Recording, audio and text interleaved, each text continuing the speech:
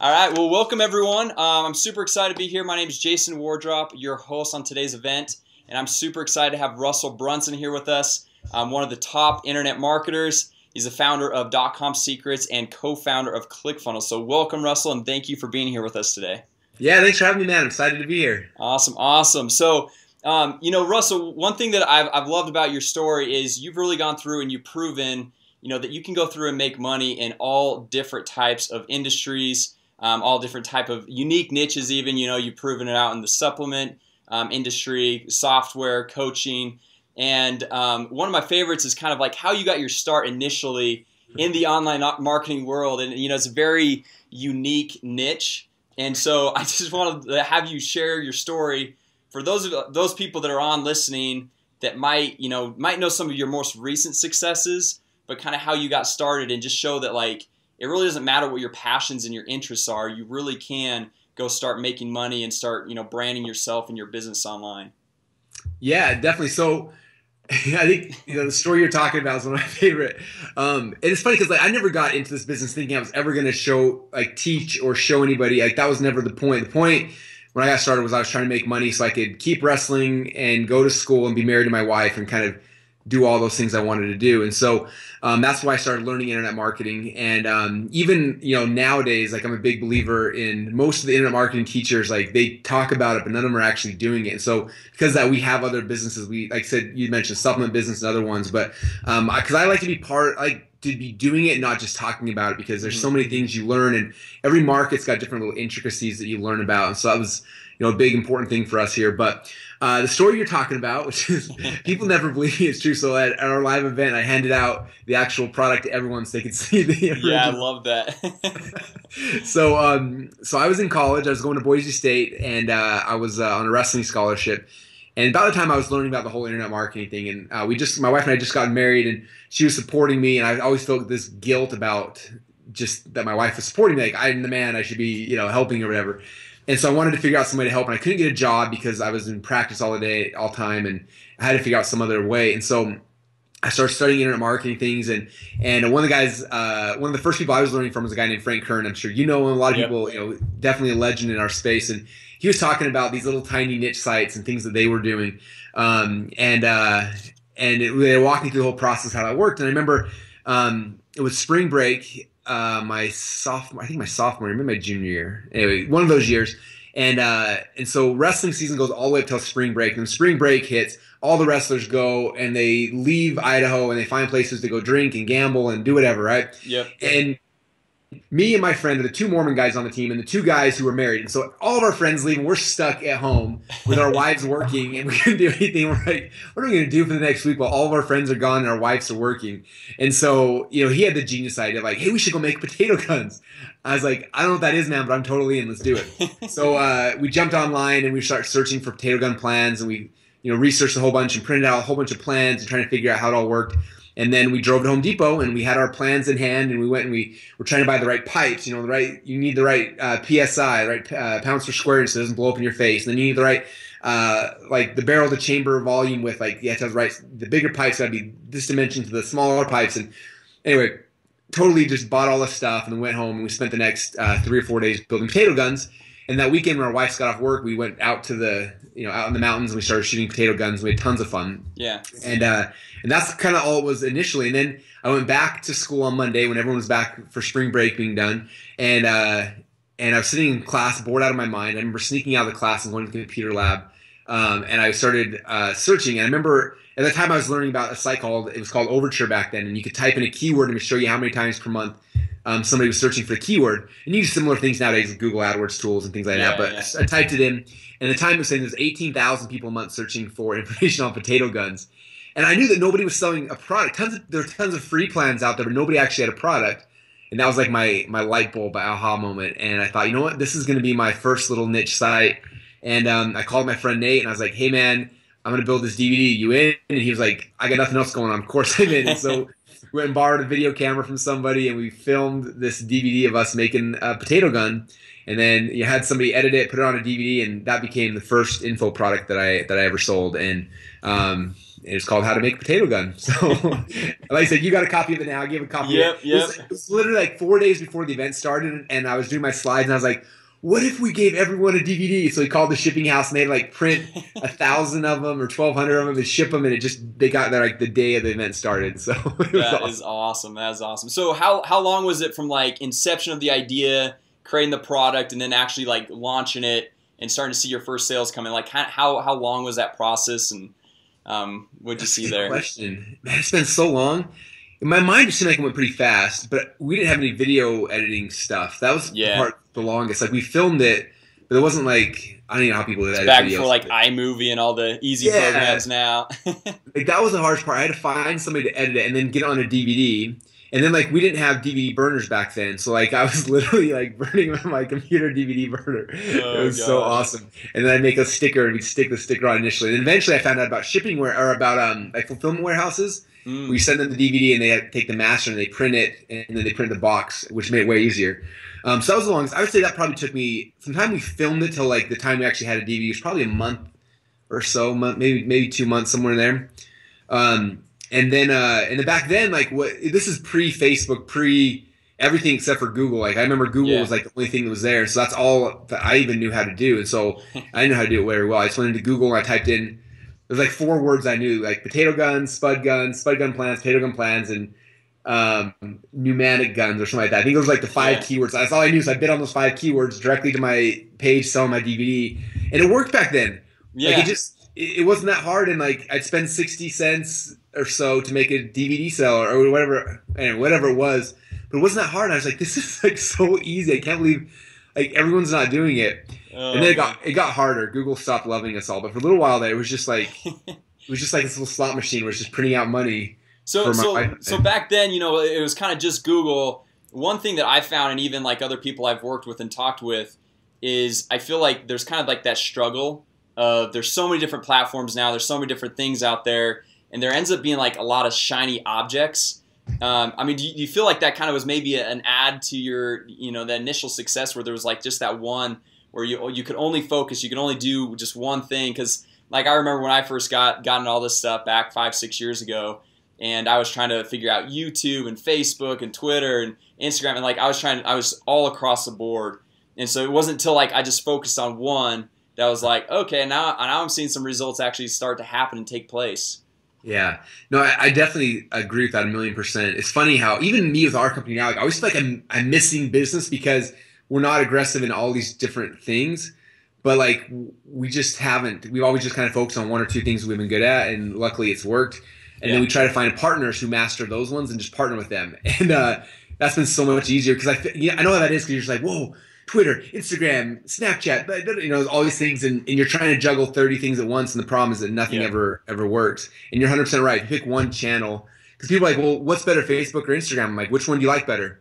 Yeah. Well, I like Facebook, then you choose Facebook. But what about Instagram? I'm like, if you don't like it better, don't use it. Like, I don't even know how to use Instagram. Like, I tried the other day to Snapchat. I spent 15 minutes trying to add someone on Snap. I can't even figure it out. I'm like, you know what? I'm not a Snapchatter. There are people who are Snapchatters. I will find those people and I'll say, hey, I want you to be an affiliate for our product. We'll pay you a ton of money, and let them be good at that. But like, you just need to be good at. And you do need to be good at least one source. Actually, I think you need to be good at 2. You need to be good at one traffic platform. And you got to be good at building email lists, like sending out emails, because emails is like a traffic source is like kind of fuel where you're fueling a thing, but then the whole goal of that is to get people's email addresses, and then you can market to them for free later. So you got to get good at one traffic platform, and then also be focusing on building a list. If you have those 2 things, you can partner with people on all the other ones, or just don't even worry about them. Like, it's not that important. Yeah, definitely. So let's take a look back. You know, you've probably been in the space for what, 15 years now, something like that. It's been a long time. Something like that. So I'm an old man. So let's say, you know, right now, today and age, because, you know, not back when it was just Google, but now you got all the different social sites. You have so many different things to focus on. Let's say you were talking to yourself 15 years ago when you were first starting. You know, you were brand new to the entrepreneurial world, online marketing. You didn't really have a brand name to kind of, you know, help you out with stuff or different things like that. Like, let's say you're starting completely from scratch today in 2016, what advice would you give to those entrepreneurs as far as like that roadmap and next steps to take, and kind of like the 1, 2, and 3 of things to do to really go through and be successful online? Yeah, so I would say my advice, is probably backwards from what most people would say. Most people are focusing on sales or your product or whatever, and I don't feel like that's the first step. I feel like, there was a time when that, like, the sales pitch was the most important part. Like, like the better your video sells, there was, the more money you'd make. Yep. But today it's different. Like, the internet's changed things, right? There's so much transparency and there's so much. Like, it's not hard to figure out who people are. Like, people watching your video sales letter, they're Googling you over here and following you on Facebook, make sure you're legit. Like, all these, This is different, right? And so I think sales, because of that, which I love it, sales have evolved past a really good script, and it's changed to, like, results, like heart, right? It's different like that. And so for me, like, what I tell people all the time is, like, if you want to get into this business, and it can be whatever business you want, right? Like, let's say we were filming videos today. Like, let's say you're in a network marketing program, and this is your product. Let's say you're in a survival market, and this is your product. Whatever your thing is, I don't care what it is. The first step is not like, how do I sell this? The first step is like, if I believe that this thing is the best thing in the world, I need to get results. Like, I gotta go find someone or a couple people and prove it with them, right? Yep. And so let's say it's a supplement, right? Yeah. My first step today would not be to sell the supplement. It would be, let me buy inventory, buy as much of it as I need. Let me find some people and give it to them for free and let them just see. And if I can give them a result, that result will become the sales message for everything else I do. And if it doesn't, then I know right now this doesn't work.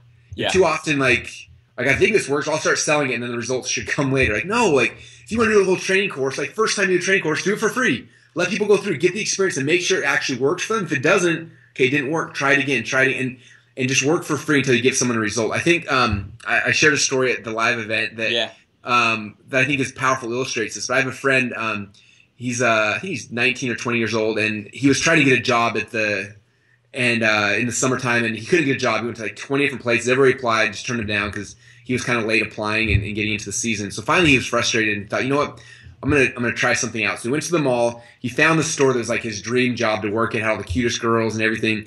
And he walked in the first day and he looked around and it's kind of, you saw the clothes were kind of a mess and all sorts of stuff. And he walked in and just asked one of the employees or the managers, like, hey, do you mind if I help clean up a little bit? Yeah. And he's like, yeah, man, you can clean up my mess. So he goes and folds all the clothes and like gets everything lined up and reorganizes it and starts working for free. He just does a whole bunch of stuff for free. And then when he's done, he's like, all right, guys, see ya, and takes off and leaves. And everyone's kind of confused, like, this dude just came in and just worked for us for the last 2 hours and then he left. That was weird. So the next day my friend came in and walked in and said, hey, everybody, how you guys doing? And started working again. And all of a sudden all the employees are pointing to telling the manager, like, this kid came in yesterday and started working. Now he's here working again. Like, I don't think he knows he doesn't actually work here. So he's just working and serving and doing his thing. And finally somebody comes, when the manager came up and was like, hey, are you looking for a job? And he's like, oh, I'm just here to help. But if you have a job, that'd be awesome. And they said, all right, we'll give you a job. And they hired him. And so, but like, that's where the future's going, right? Like, we're not going to keep hiring people from a resume. You're going to find like who's actually got the skills. And I think, in anything, like you join a network marketing program, first step you should is go buy $1,000 worth of inventory from that company and go give it to people and just see if it actually works. If it doesn't, cancel and go do something different. If it does, now you've got those success stories you can leverage and use that to grow that business or your new supplement business or your clothing business or whatever business it is you want to be in. I really think that's the first step is getting the result. The second step then is capturing it. A lot of times we get good success stories. I ask any entrepreneur, like, tell me about some of the success stories you have. And like, oh, I did this for so-and-so, and they did this, and so-and-so did this. And I'm like, cool, like, where can I see those stories? Like, what do you mean? Like, if I can't see those stories, they never happened. Yeah, if the tree falls in the woods and no one's there to hear, did it actually, did it make a noise? Like, no, it didn't. Like, there's gotta be that story. And so every time I give someone a good result, not every time, as often as I can, I capture that, right? I bring a camera, I film that and try to capture that because that becomes the sales message. And that's the key, and that's how we sell in today's economy, today's future is other people talking about you, not you talking about how great you are. It's other people saying, "I tried this, what happened? I tried this, what's happened?" And people start seeing that, and then they'll have belief in you and your product and your brand, and they'll take that leap. And that's how a business is. That's the foundation you need to grow to really grow a company nowadays. Gotcha. Yeah, and I love that story that you tell even about folding the clothes. And it reminds me of, have you heard of Earl Nightingale, kind of one of the first personal development speakers? So the founders. Yeah, so he kind of tells a story similar where it was like back in the Great Depression, and nobody could get a job. And this one guy went and he's like, you know what? I'm going to go learn everything I can for the next 60 days about this one topic. And so he goes and he studies all about this one topic, and then he goes in to this company and says, hey, I've got all these different ways of how I can increase the revenue and the profits and all this stuff for your company. And it was back in the time when all these companies were struggling, and so obviously that's like the number one thing that all companies want to hear. So I love hearing that. It's just like going out there and getting getting the results first, before you go try to push it further. So. Oh yeah. So anyway, I was kind of just listening a couple weeks ago to one of your podcasts, Marketing Your Car, which I love, by the way. So so you were telling a story about you just recently moved in, and I don't know if this was maybe a couple years ago or whatnot, but you just barely moved into your brand new home. It was a nice neighborhood, and you had your neighbor looking at you and thinking, okay, who's this young kid just moving in, and what's this all about? Like, what does he do? So they went and asked you, okay, well, what do you do? And you told him, I'm an internet entrepreneur. And he was just kind of thinking, well, all right, you're just one of those overnight success internet entrepreneur stories. And I just remember you talking on the podcast. You're just like, you know what, man, if you only knew all the work and all like the struggles and everything that I've had to go through all over the years. And that's like, I could see that, how people could think that, they look at you now, very successful with software, coaching, with so many different areas. And, they weren't around for all those many years of, probably struggle and really figuring those different things out. So kind of like my question, the kind of like that backstory is, we're all kind of born with more natural talents and abilities. But what's kind of like been that one thing, that one skill that you've really had to work at, that you've really had to go the extra mile, that maybe right at the beginning you weren't that good at, but that you like kept dedicated and determined day in and day out, and you're able to actually go through and improve, and something that you've been able to become really good at now? That's a great question. In fact, it's interesting because I would say, as far as ClickFunnels, right? Like in the ClickFunnels company, like I'm the CEO, which is kind of a goofy term for me, because it's like, but I'm the CEO, right? And I'm the person who's in charge of like selling, being the face of this company. But it's funny because if you look back 12 years ago when I got started, like I was scared. The reason I did internet business is because I was so scared of people and scared of talking to them and scared of like interaction. And I remember going to my first internet marketing event, being like hiding in the back, being so scared because I didn't want to talk to people. And in fact, it's funny. I saw this event. I saw this guy get on stage and he spoke and super charismatic, did the whole thing and closed sales. And I watched people just running to the back buying. And we're sitting back there and like, man, like I wish I could learn how to do that. Like that would be the coolest thing in the world. But like I'm scared to death of people. Like yeah. And even like as short as like 4 or 5 years ago, I was watching some videos we did a little while ago with a product launch. I guess it was about 6 years ago we launched this product, and it was my JV video. And I'm talking to my JV partners, and I was so scared I would not look at the lens of the camera. Like I'm looking down, and I'm looking. Brent was in. I'm looking at Brent, and it was like this awkward, like horrible thing. And like, and it's funny because now it's. Now it's like my thing, right? I'm on stage in front of thousands of people. I'm talking, doing podcasts, and doing interviews, and doing TV shows, and like I'm like that's like my communication skills is like probably like in my role in the company, like that's what it is. Yeah, and I think I've become really good at it. But that was like the thing that I was the least good at when I got started. I remember like when I first got in this business, I had this thing I wanted to sell, and they were talking about copywriting. And I was like, "What is copywriting?" They were explaining sales letters, and I was like, "Oh, like I will never." And like I was so annoyed at that. And I remember like. And then I tried to hire a copywriter, and like, it's funny. It was Joe Vitale, MrFire.com was the first I'd heard about him, and he was a copywriter. I went to his site, and he had his fees, and his fees were like, I think it was like $3 per word. Yeah. Like even the little words like and I, and things like that. Oh gosh. I'm like, if I had a sales letter, like it's gonna cost me like 10 grand or 20, whatever that was, right? Yeah. And I remember thinking like, I can't afford to write copy. I have to learn this because I cannot physically afford to do that. Yep. I remember buying copywriting books and like I hated it. Like I reading this stuff, I was like, this is so much pain, and I hate it so bad. But now it's funny because I look at myself and what do? Like I'm writing copy and speaking copy, and I'm speaking. Like that's become a strong suit for me. But even if you see me in my real life, like I'm a very shy, introverted person. Yeah. Like at church, no one knows who I am. I'm really quiet. My wife actually, when she goes with me on these trips, like she came to the event and we're sitting by having dinner with a couple other people, and when they all left, she looked over at me. She's like, "You talk a lot," because it's not like who I normally am, but I've had to like be that for this role in this business and that kind of thing. So I think as far as like what I was really, really bad at that I had to become good at, it's definitely that, like the speaking and selling thing. That was not something that I understood at all when I was 21 that now I'm okay at. So super good at. Yeah, that's awesome. That's awesome. So kind of a follow-up to that, you know, today especially, I feel like there's so many gurus, there's so many experts out there, and every, you know, like let's say there's an entrepreneur that they really want to learn copywriting, or they really want to learn how to speak well, or do these different things.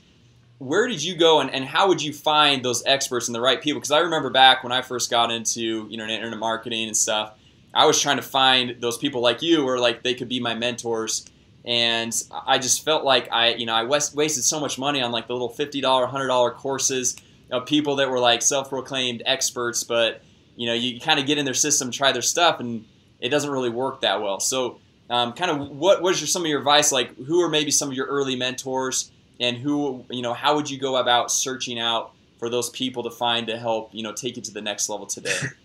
Yeah, no, great question. And there's 4 or 5 different things I could kind of comment on. Yeah. One of them is I've learned more from watching what people do than I have from like buying their courses. If that makes sense. So I remember like buying a whole bunch of copywriting courses. I wanted to learn that and studying it. And I remember like a lot of stuff I don't know if I did necessarily agree with it, and I think most of the stuff is good, right? And like some of those books are classics and I love them, but a lot of times like some of the older teachers, like they were writing in a time when attention was different, right? Yep. When I think back in the 80s, the average attention span was like 23 minutes. You know, once every 23 minutes something happened, like your phone would ring or a bird would fly by or whatever it was, right? Yep. Study this year, and do you know what the average attention span is of a human being right now?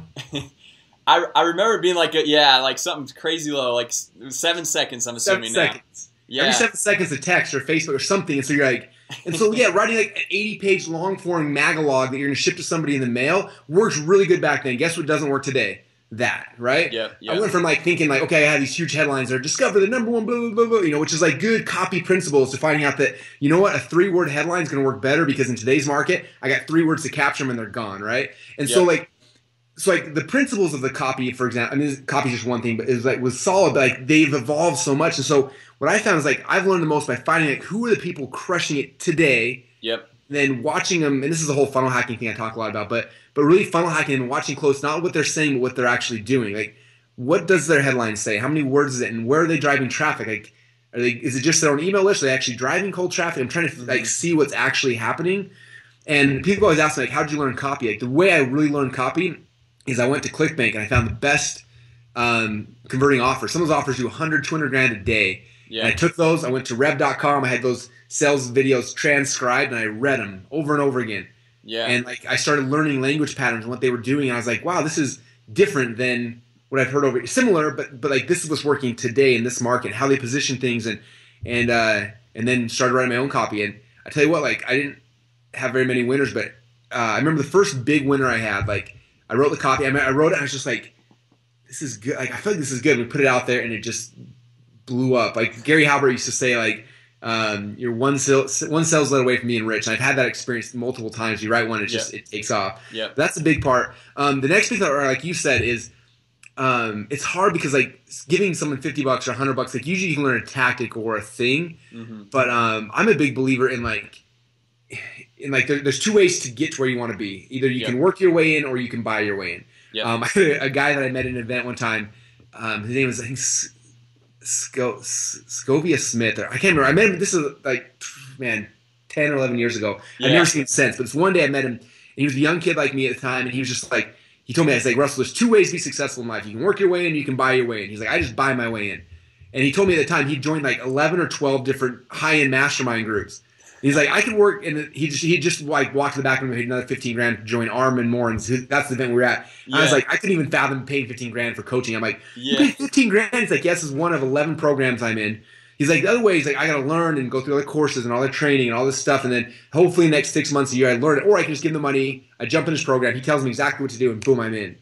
And he told me that, and I was just like, I resonated with that because I was like, working is really hard. Yeah. If I can buy my way and it's easier. And about that time, I had somebody had given me some Dan Kennedy CDs, and I didn't know who he was. And I tried to listen to him. He was kind of like this ornery, angry old man. I was like, I don't really like this guy. But we had this thing happen in my yard, in my first duplex, where our whole yard flooded. And I had to spend a whole day digging out. Anyway, long story, but basically I was stuck digging a hole for like 12 hours. And so I just put his CDs in, and for 12 hours I listened to all of Dan Kennedy's CDs. And I fell in love with, not with him, but with his teaching and the strategy and all this kind of stuff. He's still kind of an old grumpy man, but it was brilliant. And in there he kept talking about his inner circle program. And I was like, I think he called it Platinum, or I can't remember what they called it back then. Yeah. But I just remember thinking like, all right, I'm going to buy my way in. And so I called their company. I was like, hey, I want to get an inner circle thing. And they're like, sold out. Sorry, you get on a waiting list. It's like 3 years long. I'm like, I need to be in. Like, I don't want to go through all the different steps. He's like, yeah, we only take people from this level in here. I'm like, I need to bypass it all. I want to be in. And I kept calling them every day for like 2 or 3 weeks, and finally they're like, fine, we'll let you in. Here's the application. And so they sent me the application, and I was filling it out. I got to the last page, and it asked for $25,000. I was like, 25,000? Like, oh crap! I was thinking 5 or 10 maybe. And I think at that point I maybe made 50 or 60 grand online, like total. Like that was the thing I'd ever made, giving it back. And I remember like, my wife is gonna kill me. Like I can't tell her; she's gonna be pissed. So I didn't even tell her. So I wrote the thing, and I sent it off. And then 2 weeks later, I was in Baltimore, and I thought Dan Kennedy was this. I didn't even know. I thought Dan Kennedy was gonna be this mastermind group. I sit down, and there's this old dude with white hair sitting in the back, and I'm looking around. I'm like, where's Dan Kennedy? Like I paid 25 grand. Where's Dan Kennedy? He wasn't even in the room. This old guy named Bill Glazer sitting there, and I was like, crap! Like I just spent 25 grand. My wife's gonna kill me. And but I met Bill. I met all these other people, and Bill became like, I still came to like my marketing dad. Like, but I bought my way into that relationship, and I worked with him over 6 years, taking myself from 60 grand a year to 6 figures a year to 7 to 8 a year, all in a very short period of time by having him as a mentor. But it's because I had that relationship that you don't have when you're buying an ebook or a course. And the ebooks and courses are good. They get your mindset right. They get you immersed. But like, man, there's nothing like tapping right into the person who's already at where you want to be. And that's kind of the biggest thing. So I would say like find, it kind of ties back, we talked about earlier, find like whoever it is you want to be doing the same thing that they're doing, and then go work for them for free. Then you got 2 different things happening there, and then you can get exactly what you want. So. Yeah, no, I love that. And I just remember like one of the lines you always say that Tony Robbins says, just model what works. So if somebody's really being successful, just model and make that happen. So anyway, kind of my next question is, what's like the scariest moment you've had as an entrepreneur? Like we all have our scary moments where our back's up against the wall. We don't know, just based on the circumstance, we don't know how we're going to get out of that. And the one thing that I really liked about the event just a couple weeks ago, where I feel like there was several different speakers that kind of talked about this authenticity, where it's just like how can you be really authentic and real and connect with people at a deeper level, and I don't know, I just think that really helps people understand how to even get through some of their own barriers and maybe like stuff that they have personally just setting them up, so anyway, what is that kind of like scariest moment you've had as an entrepreneur where you didn't think you could get out of it, but somehow whether you were able to or maybe you weren't able to? Yeah, so I've had a couple pretty scary moments. I had a friend one time, I was talking to him, and he was a huge successful dude, and I was telling him some of my stories, and he's like, oh good, you cycled in the past. I'm like, what do you mean? He's like, I'm like, me and my failures? He's like, well, I call them cycles. He's like, every good entrepreneur cycles. I was like, that sounds way better that I cycled instead of I failed. And he told me, he's like, I will not work with an entrepreneur unless they cycled at least once, because if they haven't, they still believe their own story. He's like, so you cycled, so I'll actually work with you. I'm like, that's awesome. From now on, like, that's my thing. I cycle every once in a while. So that 2 or 3 great cycles. And luckily, I've never had to go bankrupt. I almost did once. So this is like the back against the wall thing. It was horrible. So at the time, we had about 100 employees. We had 60 guys on the sales floor. We had built up 20 full-time coaches and 20 of us in marketing and sales and all that kind of stuff. And so it's a machine that was just cranking things, and it was working really, really good. But tons of overhead, as you can imagine. We had a 20,000 square foot building. We had 100 employees. Like, it's close to $1 million a month just to like keep the doors open. And so everything's working. Everything's moving forward. And then it was in January, I can't remember, 14th or 15th or something like that. This is probably 7 or 8 years ago now. Just everything came to a screeching halt, where one guy, my tech guy comes in and is like, hey, all of our merchant accounts are failing. All the rebuilds aren't working. I'm like, oh, okay, I'll look into it. And then the sales guy runs up, I'm trying to build a credit card. None of the bills are going through, or cards won't go through. I'm like, really? And like, yeah, I've had 12 cards, none of them will go through. Like, what do we do? I'm like, let me call our merchant account providers. Like, call them up, busy signal. Like, that's not good. Call them Oh back, man. busy. I'm calling for hours, busy signal. I'm texting them right now, like, totally freaking out. Nothing, no money's going through. And finally, we get a hold of some lady, and you can tell she was angry. She'd probably been yelled at by like 50 people, and she said, I said, hey, all our merchant accounts aren't working. Is everything okay? Or someone I can talk to? And she's like, oh, you're probably one of those scammers we shut down today. And she's something about like the TM. You're probably on the TMF list, and you'll never be able to run a credit card again for the rest of your life. And hung up on me. Oh my gosh. I knew what TMF list was. So I'm googling TMF list. I'm like, terminate merchant file. Like, oh, like I'm freaking out, right? So I'm calling back, and I'm calling like one of my friends runs the merchant. I'm trying to get a hold of him, and anyway, finally we get a hold of somebody who's not just a complete jerk. And turns out that day they'd shut down, I think like 200 or 300 marketers all the same day, and they got some pressure from Visa, MasterCard, people doing forced continuity, whatever. So they said anyone in your portfolio who's risky, just shut them off. So they shut off everybody. And after like 8 or 9 hours, finally got a hold of someone. They're like, okay. We'll look at all your stuff, but you have to basically, you're guilty till proven innocent. So you have to resubmit all your offers, and we have to like make sure they're compliant. And if you're compliant, we'll let you come back on. And so we spend the next 4 or 5 days like looking at our offers, making sure they're compliant, getting it all submitted. Huge process. A week later, finally they say, okay, looks like you're all legitimate. We'll turn them all back on. So like, sweet, they turn everything back on. We're like, hey, like we got to pay bills. We got 100 employees. Like everyone's money, everyone's freaking out. You know, tons of uncertainty for employees. And so we start doing this big product launch. We do a big product launch, make just for our own list, make $250,000. I'm like, sweet, that'll cover things for this pay period. And money never showed up. Then money never showed up the next day, and the next day after 3 or 4 days. So finally, I call my dude. I'm like, hey, where's the money? Like, what day is it going to hit? Like, everyone's waiting for their paychecks. And he's like, oh, I'm looking at your account right now, and it looks like you're on 100% reserve, so that money's not coming to your account. I'm like, what does that mean? He's like, well, 100% reserve means we keep 100% of the money in a reserve account for you. Like, for how long? He's like, for 6 months. I'm like, well, I can't run a business that way. He's like, okay, we'll move it down to 10%, but all the money you just made is going to stay in that reserve account for the next 6 months. I'm like, are you kidding me? Like, oh man.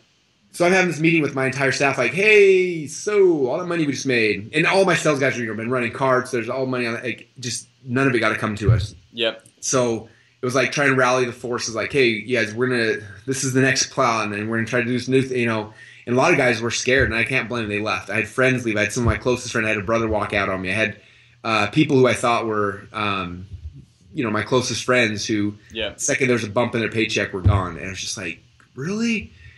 Anyway, and that was kind of the beginning of this thing. And so this is happening. Finally got our merchant accounts back on, but then it's it was this weird time. So we're trying to apply for other merchant accounts. We got another merchant account that was through a different bank. They told us, oh yeah, we can process money, whatever. So we get the account, turn it on. First day we do $100,000 in sell. They freeze the assets. We're like, what are you doing? They're like, oh, well, we didn't know you were going to do $100,000 a day. I'm like, I told our risk rep that it was going to be 100, and they're like, oh, well, sorry, we're keeping the money for 6 months.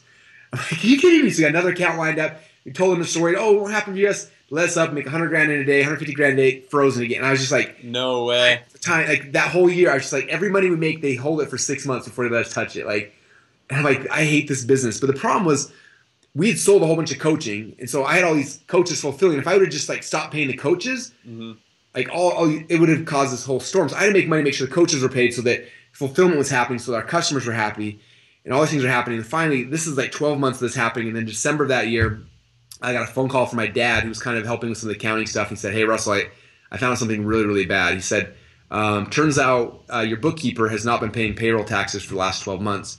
She's been marketing QuickBooks hasn't sent the paycheck to the IRS. You need to find out what's happening. Oh, man. So I go to her desk and I find all these letters from the IRS, just stacks of letters saying how much money we owed them, and late fines and penalties and all. And I was just like, oh, man. And my dad told me on the phone, he's like, payroll tax, you don't pay payroll taxes, you don't get fined, you go to jail.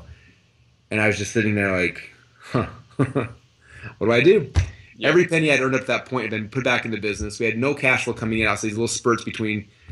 And so the next day I had a meeting. I told everyone, I said, everyone's got to go. We got to leave this. We can't pay for the office.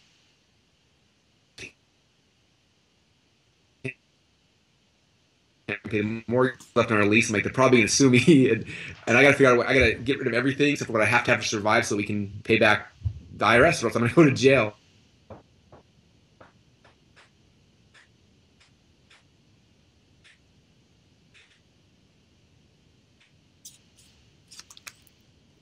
because he believed in me and believed in it. And John and a couple of guys, and we started from scratch. And nobody made any money for a little while, and we got back to work, and we tried 4 or 5 things that usually made enough money just to cover the coaching staff, so they keep fulfilling on past liabilities we'd sold. We tried thing after thing after thing, and it was, I can't tell you how scary it was. And then about that time, Mike Filson had just run his first auto webinar, and he told me about it. And we thought we're going to try an auto webinar, and so we spent the next 30 days kind of building one out, put it together, and we launched it. And within 90 days, we made $1 million. We had paid off IRS, we had paid off all of our outstanding liability, and we were at ground zero. And I remember that day. I remember the days prior to that, waking up every morning, like wishing I could be fired. Like I wish I had a boss that could fire me, so I could just go home and like sleep. But I can't, because if I don't show up, if I don't produce, if I don't do what I need to do, like I'm gonna go to jail.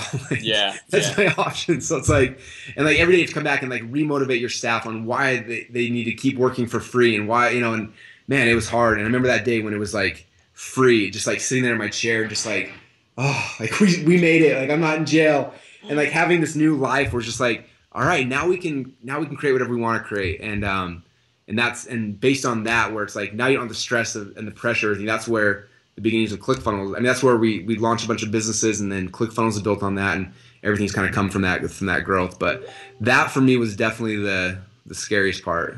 And somehow, I don't know how, but we pulled it out. I bet, man. That sounds intense.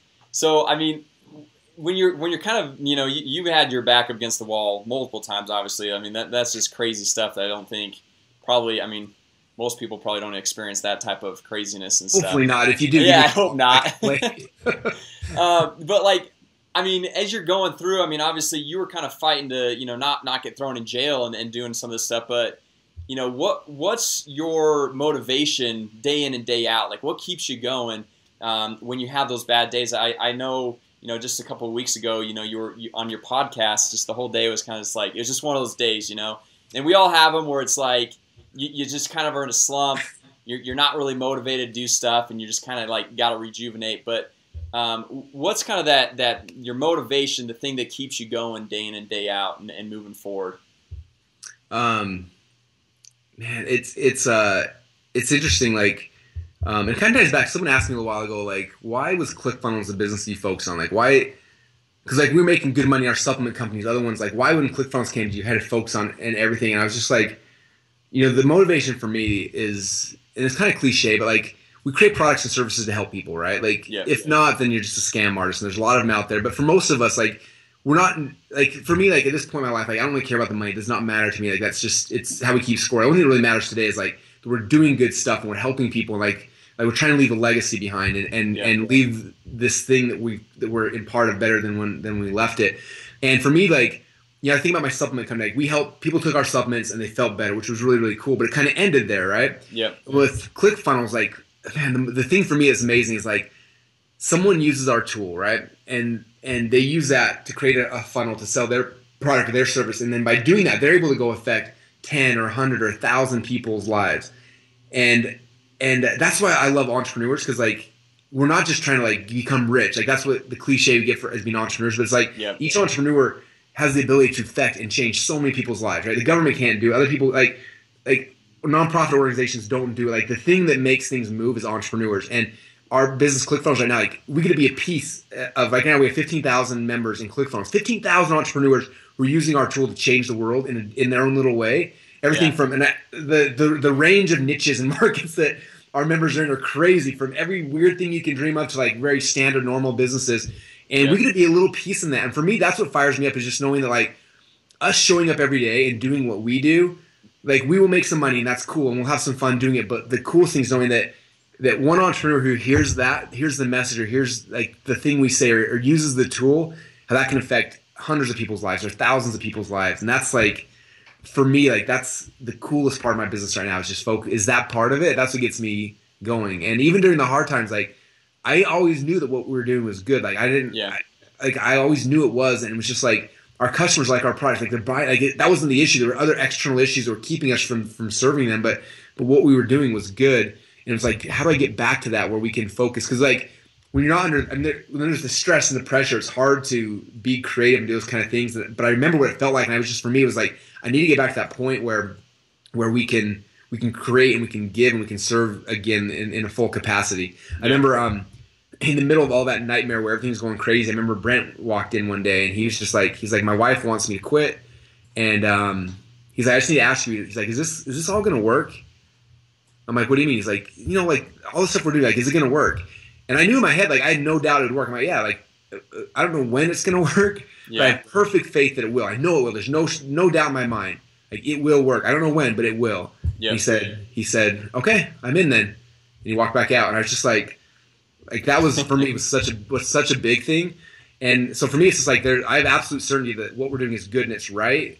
It doesn't always work the way we want to, but if our motives are pure, like it all works out. So yeah, no, that's awesome. Yeah, well, so I mean, just to wrap up here, one last question. So like those entrepreneurs, that you're really, your drive is to go help them spread their message, get out, to more people. I guess, are there any thoughts or any last words that you would want to say to those entrepreneurs? Kind of the next steps. I know you said, go out and get results with your product or your service, whatever you're doing, and then go get those, record those and be able to go market those different results. But I mean, any other last things that you would have to say to, kind of help them get to the next level and take their business a little bit further than they've already taken it? Yeah. And this is going to be the math side of it. And I'm not a good mathy person, but I understand like 3 or 4 metrics, and that drives the entire business. Like, you don't got to go to MBA school or anything. I think we've had like 6 MBAs that work for us, and all of them are horrible. Like, you don't need any of that crap. Like, all you need is understand a couple things, okay? First thing you have to learn, if you guys watch Shark Tank, this is always the question they ask entrepreneurs, and 90% of the time they're like, I don't know. The first question you have to know is, how much does it cost you to acquire a customer? Like, it's the key. Like, you need to be able to go to Facebook and say, I know that it's going to cost me X amount of dollars to acquire a customer. And that's the first number you have to know. And even if it's horrible, maybe it's $1 million to acquire a customer. If it's bad, that's fine because we can fix it. But you got to know what that is. Second number you have to know is what is we call it average cart value. So every single person who buys my front thing, and then there's upsells and downsells. On average, how much is that worth, right? Okay. So let's say it's my free book, right? My free book right now, we average $32 for every free book we sell immediately during the initial cart, right? Yep. So if I know my cost to acquire customers $12 on Facebook, and I know I make $32 immediately. Now, and then the other metric to kind of think about, I hate this one, but it's like important too, is like, what's your cost of goods sold, right? So $32 here, but it costs me $12 to actually fulfill it. So now we're down to $20. So $20 here, I make $12, it costs me $8 to go in. Now that I have that, and now I understand that metric, now I can grow my business, okay? Yep. And the biggest problem, most people have no idea. They're like, I'm buying Facebook ads. So how's it going? We sold a bunch of stuff. Was it profitable? Some days it is. I'm like, you have no idea what's happening in your world. Like, you need to have very specific numbers for that. Like, how much is it currently costing me on average to acquire a customer? How much do I make from the initial transaction purchase with them? And as soon as you know those 2 numbers, now we can make them better or worse, right? If the cost is too high, what do we need to do? We need better ads, better squeeze page, better landing page, like things like to lower this cost. And if this is too low, like, well, maybe we add more products to the upsell, or maybe we need to tweak the offer or whatever to make this go higher. And it all at that point becomes arbitrage. So as soon as you get it where you're spending more than, or you're spending less than you're making, now it's just, it's arbitrage. It's just like putting money in an ATM machine all day long. Yeah. And so for me, I'm always thinking through that. Like, we're looking at a funnel, and those are the numbers we're looking for. Like, you can ask my traffic guy, like, John, what's the cost to acquire a customer in this funnel? He'll be like, boom. I'm like, how much is our average cart value? Boom. Take away our fulfillment cost. What is it? And we know, and he'll say, okay, right now, when you look at the numbers, we're making $6 for every customer that we generate. Like, turn up the heat. Like, we got a winner. Yeah. Or if he's like, hey, we're losing 3, then I might say, well, okay, let's tweak things. Or maybe that funnel makes sense where I lose 3, but the second thing I push into is a webinar. Yeah. And at that point, it's all free. So maybe I make money. I break even at day 15 or day 45 or whatever. But for me personally, and I think for most businesses, you can and should be able to break even on ad costs from the initial funnel. We call it the break-even funnel. Yep. If you can get it to that, then you got something you can scale and you can grow. So that's kind of the math side of it, to just become good at those few numbers. It's not that difficult. Gotcha. And if you got those, you'll be better than any NBA that I've ever hired. So don't tell them that. Awesome. It's true. That is awesome. Well, Russell, thank you so much for being on today. We really appreciate it. There's a lot of awesome stories that you told, and how people can get through and really ramp up their business. So thank you so much for being on with us today. Yeah, thanks for having me, man. I appreciate it. All right, man.